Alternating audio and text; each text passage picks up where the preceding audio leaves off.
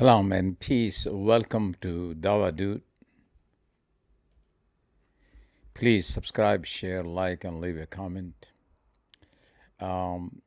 Today I will talk about the claim made by Bart Ehrman with certainty, with absolute statement that the Jesus was crucified. Absolutely, Jesus was crucified. Certainly, these are the claim he made recently when he was giving interview with AP and also the Derek. So let's listen to him, and we will prove that why he is wrong. And plus, he also proved that, or he tried to give impression that the Quran contradict history. So that's not true. So we'll talk about, we will examine the verses of the Quran and the statement of the Bart Ehrman and Bart Ehrman's own research, and then we will conclude why Bart Ehrman is wrong in his claim.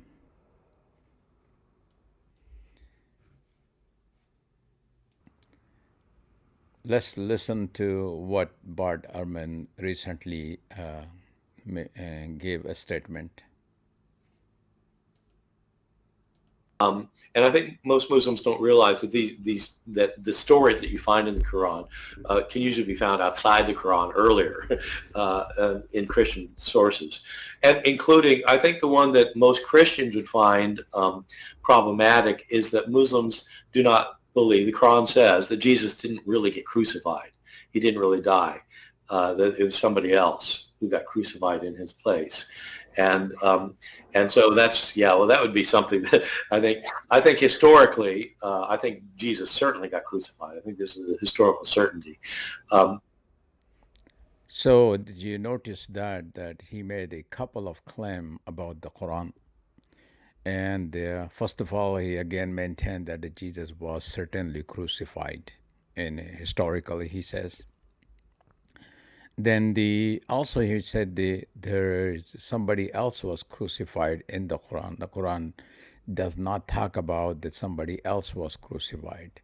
So that's totally wrong and a misunderstanding of the Quran. People do make interpretation of the verses of the Quran. It does not mean that Allah is telling that somebody else was crucified. This is totally wrong about when people make these type of assertion or this type of interpretation. You can have your interpretation, but you cannot say this is what Allah is telling, because this is, you are trying to understand that. So those are different. The first, we have to look into examine the entire verses. That there are two verses, chapter 4 and 157, 158. We will examine that, and then we go back to the Bible, and then we go back to Bart Ehrman's research, and then we can conclude this issue. Okay, let's look into the verse of the Quran. Here is the chapter 4, 157 to 158. And for their saying, we have killed the Messiah, Jesus, son of Mary, the messenger of God.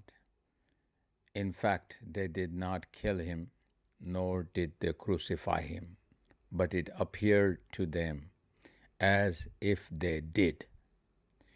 Now, Allah, the God in Islam we call Allah, he's using two, I highlighted the two phrases or two words here. One is kill him and crucify him. Allah could have used only one word, they did not kill him or they did not crucify him. First of all, we need to know why Allah is using these two item of the kill him or crucify him. Why not one? They did not kill him or they did not crucify him. So there is some issue here. We're going to say why Allah is addressing in this way. And number two, but it appeared to them. Now, people saw someone is being killed or crucified on the cross, and then they are reporting it. So when you look at the history, if somebody said Jesus was crucified and the Quran is not contradicting history here. Quran is saying that people are reporting this event. People saw people saw Jesus was crucified basically. And people saw that. But in reality, what happened, nobody knows, because it's except Allah knows. He says, indeed, those who differ about him are in doubt about it. They have no knowledge of it except the following assumption. So the people have assumptions now. They do not have a clear knowledge of what happened to Jesus. And Allah says, certainly they did not kill him. That means that Jesus did not die on a cross. Okay. And that's what happened to Jesus. That's again a miraculous nature of his departure. It's a as a Muslim uh, believe, we believe that the supernatural or miracles are part of the belief. So birth of Jesus was a miraculous birth because he did not have a father. So, and therefore, the Muslim believe that a lot of people do not believe that Jesus was born a virgin birth, but Muslim do believe that Quran talks about he was a virgin birth. And same thing with his departure, and then Quran says he was not killed or not crucified.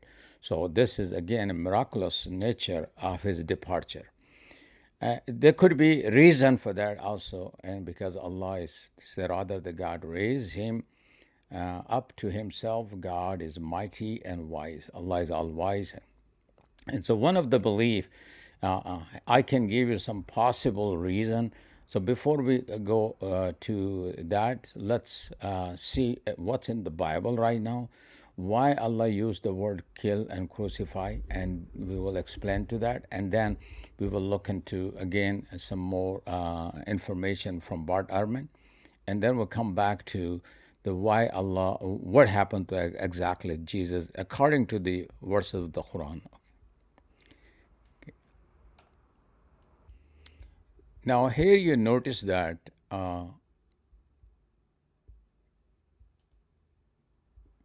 that it shows a tree or a cross.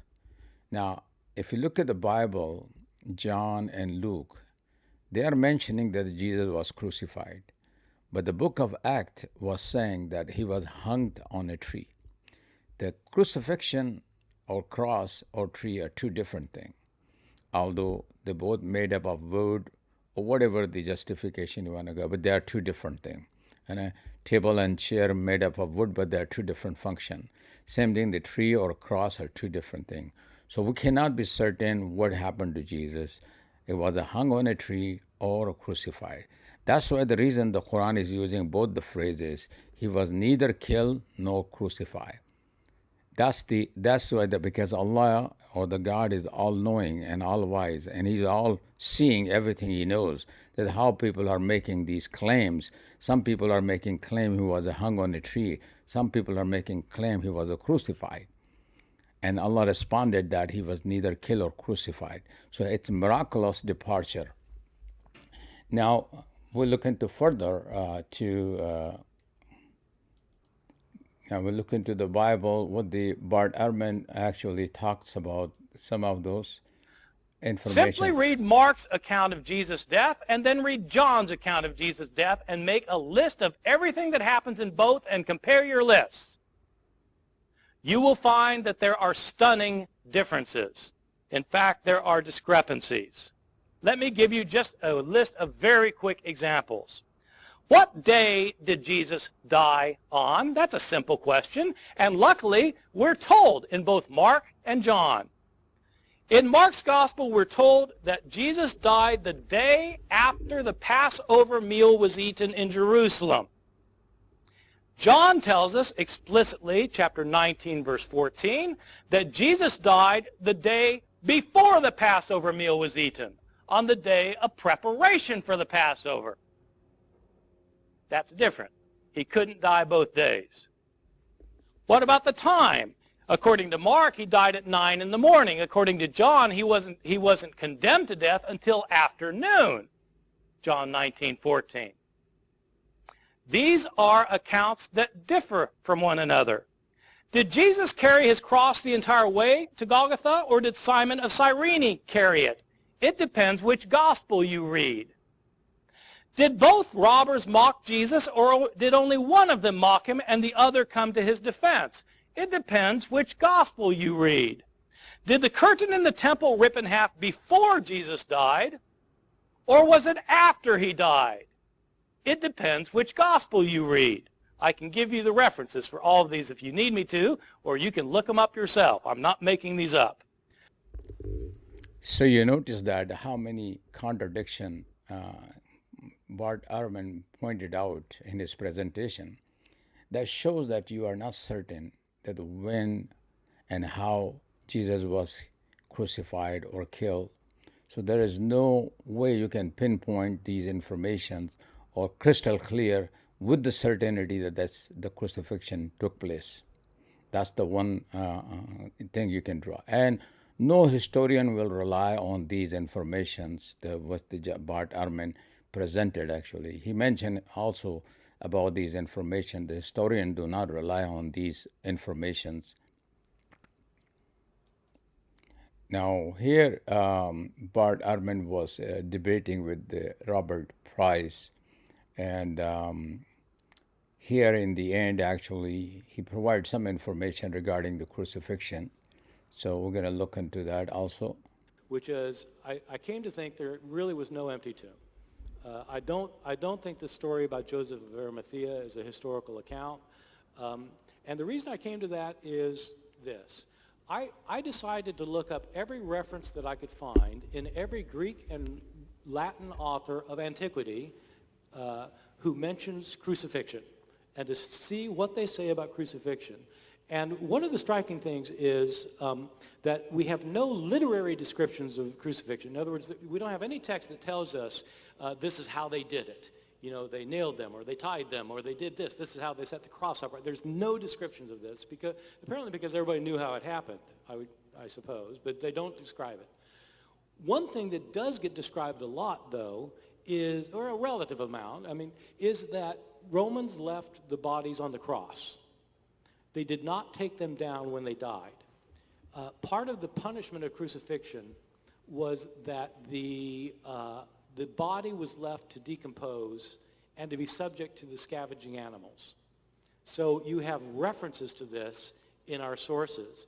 And so I came to think, you know, if that was part of the punishment, that you'd be humiliated even after death and would not be allowed a decent burial, if that was part of the point of crucifixion in Roman circles, then would they have made an exception in the case of Jesus? And, you know, it's not like they would say, well, he's the Son of God, so let's give him a decent burial. You know, so I came to think that probably they did not give him a decent burial, and so that the story of Joseph of Arimathea was probably a later legend that was invented precisely so Christians could say there was an empty tomb. But I don't think there was an empty tomb. Yeah, because I don't think... So my guess is what they did is they crucified him. They probably left him on the cross, and then probably disposed of the remains, probably just chucked him in a common grave, like they do with most people, be my guess.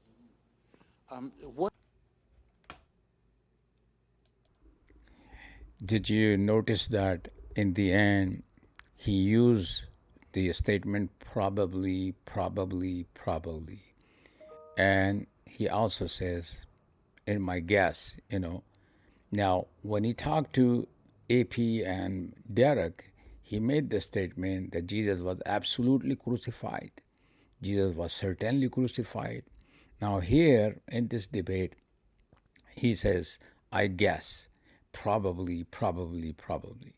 And then also he says the biblical account cannot be trusted. These are some inventions. And again, so I'm kind of surprised, you know, why Bart Ehrman made those statements with the absolute sense and with the certainty that the Bible does not provide the information with certainty because of these contradiction, because of two different accounts. And there are many more stories in the Bible which contradict. Actually, it does not provide the clear indication that the Jesus was crucified 100%, and the event took place. Even took place, definitely the Quran talks about. Quran does not deny history. Quran says that people are reporting this. But miraculously, Allah, the creator of heaven and earth, saved Jesus, and he was not killed or crucified. And now we can interpret those what could possible happen. This is not the Quran. Quran does not give more detail. Quran just tells us that miraculously that Allah raised him to himself. And we can think about that, what could happen. One of the things can happen that while Jesus was on the cross, Allah put him in a sleep, so he never had any suffering or a pain, and during the time, because there are verses in the Quran that people were put in a sleep for years and hundreds of years. So it's possible for Jesus to be put on a sleep for a few hours or a day on a cross, and later on his soul came back, and it could possibly that's one of the thing. And same Jesus, so it appeared to them that he was killed or crucified, but Allah saved him in this way, because as a Muslim, we believe is a miracle. It's a supernatural event. His birth was miraculous. His departure is also miraculous. So that could be the best possible reason. Second thing is, Muslim also believe that Jesus will return. So, but the Quran talks about every single soul will experience death on earth. So if the Jesus experienced death on the cross on this earth, that means he's not going to come back. But if he is coming back according to prophecy, from Muslim believe on those prophecy, the Prophet Muhammad mentioned that before the day of judgment, Jesus will return, and then he will experience death on this earth. He will gather all the believers, and it's a big prophecy. So that could be the second reason, that Allah raised him to himself, then he will return and experience again death. So these are two possible understanding in my view. Third could be that the people talk about some substitution, somebody else could be on his place, but these are speculations. It could be, it could not be, because Roman made the mistakes of getting, instead of Jesus, they put somebody else on the cross. That's also because there are a lot of people named Jesus were also there. So it's not the only Jesus name Jesus was popular also too. So there could be a lot of theories now. But the verses of Quran does not contradict the history. Verses of the Quran clearly telling the people saw crucifixion, and people reported the crucifixion. Historical account is there in the history. This event is reported in the Quran. Okay, Jazakallah khair. I will have another video going to in detail what happened, what could happen to Jesus on the cross. Jazakallah khair. Please, if you have not subscribed the channel, please subscribe, share, like, and leave a comment.